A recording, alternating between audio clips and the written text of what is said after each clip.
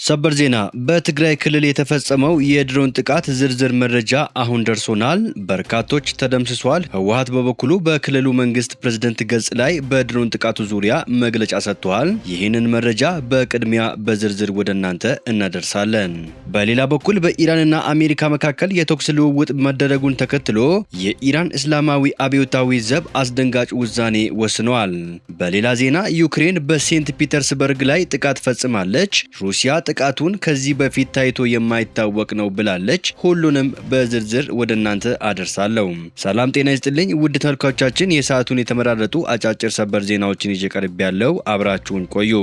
በቀጣይ ፈጣንና እውነተኛ ሰበር መረጃዎችን በፍጥነት ለመከታተል ቻናሉን ሰብስክራይብ አድርጉ። ይህንን ቪዲዮ ደግሞ ላይክ በማድረግ ቤተሰቡ ይሁኑ። አሁን መረጃዎቹን በዝርዝር ወደ እናንተ አደርሳለሁ። እስከ ቪዲዮ መጨረሻ አብራችሁን ቆዩ።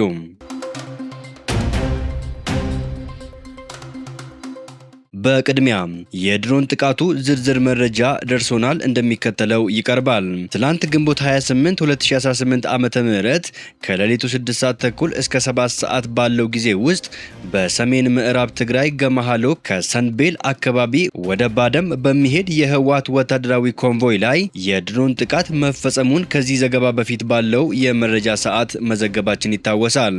ጥቃቱ የተፈጸመው የህወሓት አርሚ 13 ኮር 1 በ27 ተሽከርካሪዎች ሎጂስቲክስ መሳሪያና ተተኳሽ ጭነው እየተጓዙ በነበረው ወቅት መሆኑን የአካባቢው ምንጮች ገልጸዋል።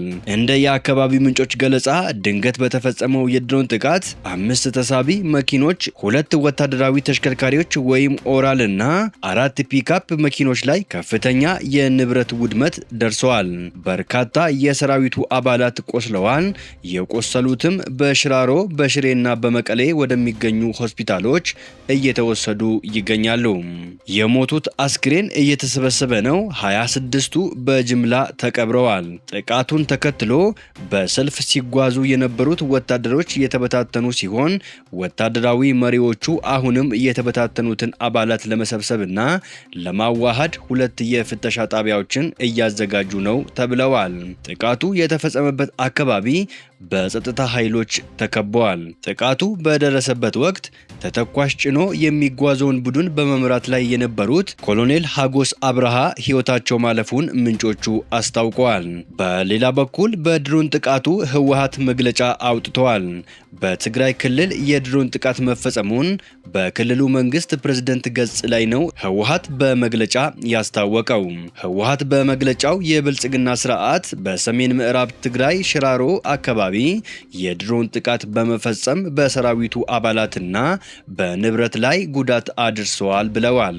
መግለጫው እንዳለው ይህ ጥቃት የፕሪቶሪያውን የሰላም ስምምነት የጣሰና ክልሉን በጦርነት ለማንበርከክ የሚደረግ ቀጣይ ጥረት አካል ነው ይላል። የፌዴራሉ መንግስት በትግራይ ላይ የጀመረውን በጀት፣ ነዳጅና መድኃኒት የማገድ ጫና በማጠናከር ለሌላ ጦርነት እየተዘጋጀ መሆኑንም ከሰዋል። የዓለም አቀፉ ማህበረሰብ የብልጽግናን ስርዓት በመላው ኢትዮጵያ እያካሄደው ያለው አውዳሚ ጦርነት ቀጠናውን ወደ ባሰ ቀውስ ውስጥ ሳይከተው በአስቸኳይ እርምጃ እንዲወስድ ሲል ህወሓት በትግራይ ክልል ፕሬዝዳንት ገጽ ላይ ባወጣው መግለጫ ጥሪ አቅርበዋል። የክልሉ ህዝብም አንድነቱን አጠናክሮ የህልውና አደጋዎችን እንዲመክት ሲልም አሳስበዋል። አሁን ላይ በትግራይ ክልል ከህወሓት ውጪ የተዋቀረና በይፋ የሚታወቅ መንግስት እየተጠቀሰ አይደለም። በቀጣይ በእነዚህ ዙሪያ ተጨማሪ መረጃዎች እንደደረሱን ወደ እናንተ እናቀርባለን።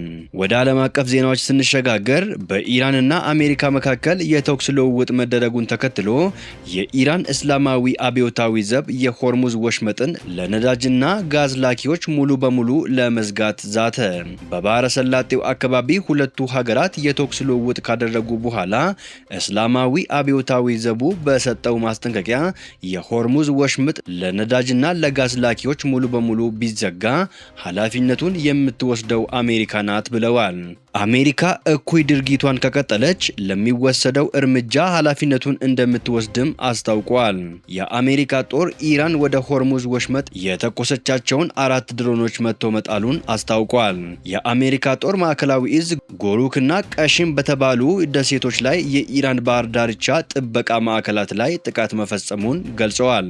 ኢራንም በአጸፋው በኩዌት የሚገኙ 2 የአሜሪካ ጦር መቀመጫዎች ላይ ባላስቲክ ሚሳኤል ተኩሳለች። በባህሬን በሚገኘው የአሜሪካ ጦር ሰፈር ላይም ጥቃት ማድረሷ ተገልጿል።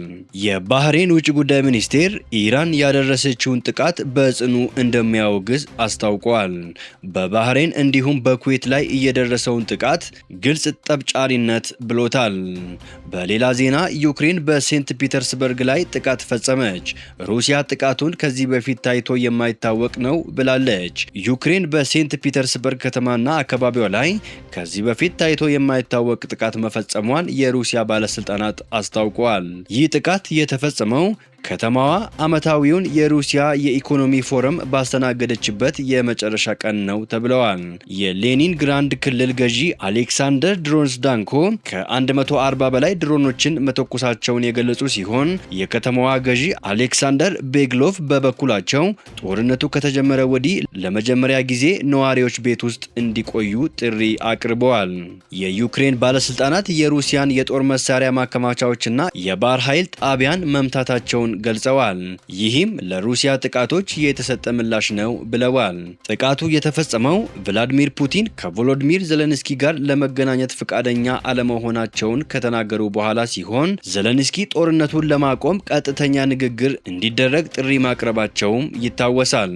ዘለንስኪ በማህበራዊ ትስስር ገጻቸው ባሰፈሩት መልእክት ይህንን ጦርነት የምንጨርስበት ጊዜ አሁን ነው በማለት ጽፈዋል። ዘለንስኪ የዩክሬን ድሮኖች ወደ ሴንት ፒተርስበርግ ክልል 1000 ኪሎ ሜትር በመጓዝ የባህር ኃይል የጦር መሳሪያዎች ማከማቻና በክሮንስታድ የሚገኝ ጣቢያን መምታታቸውን ገልጸዋል።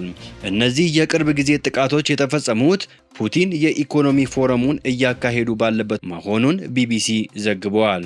በኢኮኖሚ ፎረሙ ላይ ንግግር ያደረጉት ቭላዲሚር ፑቲን ከዩክሬን ጋር የሚደረገውን የድርድር ጥያቄ ውድቅ ያደረጉ ሲሆን ተኩስ አቁም ከተደረገ ዩክሬን ኃይሏን ለመሰብሰብ እድል ይሰጣታል ብለዋል። ጦርነቱን የሚያቆመው የሩሲያ ግቦች ሲሳኩ ብቻ ነው ሲሉም አክለዋል።